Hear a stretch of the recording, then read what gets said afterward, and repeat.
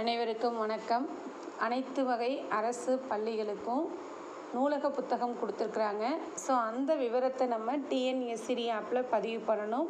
நம்ம டிஎன்எஸ்டி ஆப்பை லாகின் பண்ணிங்க அப்படின்னு பார்த்தீங்கன்னா யூசர் நேம் பாஸ்வேர்டு கேட்கும். உங்கள் ஸ்கூலோடையே யூசர் நேம் பாஸ்வேர்டு போடணும்.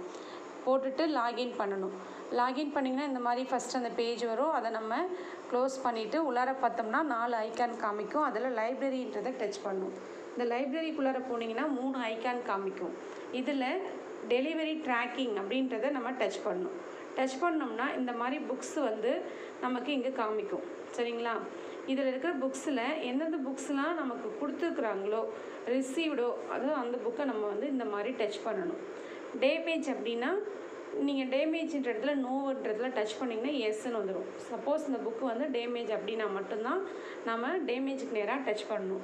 இல்லை நம்ம ரிசீவ் பண்ணியிருக்கோம் நல்லா இருக்குது அப்படின்னா ரிசீவ்டில் தான் நம்ம டச் பண்ணணும். இந்த மாதிரி எந்தெந்த புத்தகங்கள்லாம் நம்ம பள்ளிக்கு வழங்கியிருக்காங்க அப்படின்றத கொடுத்துட்டு ஒருவேளை நமக்கு புக்கு கொடுக்கல அப்படின்னா அது எண்ணிலே விட்டுடணும். ஸோ நம்ம என்ன பண்ண போகிறோம், ரிசீவ்டுனா ரிசீவ்டுக்கு நேராக இருக்க எண்ணை டச் பண்ணி எஸ்ஸு கொடுக்கணும். ஒருவேளை ரிசீவே ஆகலைன்னா ரெண்டுமே எண்ணுன்னு தான் இருக்கணும்.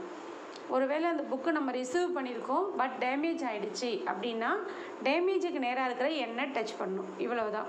ஸோ செஞ்சுட்டு இங்கே சப்மிட் கொடுக்கணும். இவ்வளோ தான் டீச்சர்ஸ். தேங்க்யூ.